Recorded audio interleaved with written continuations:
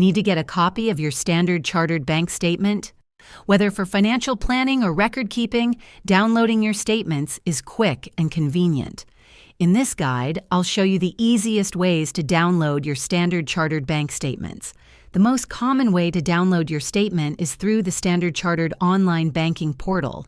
Log into your account, navigate to the specific account you want the statement for, and look for an option like e-statements, account statements, or download statement. You'll typically be able to select the statement period you need and choose a format for download, usually PDF. Once selected, click the download button and your statement will be saved to your device. Alternatively, you might be able to access statements through the Standard Chartered mobile banking app, though the features can vary.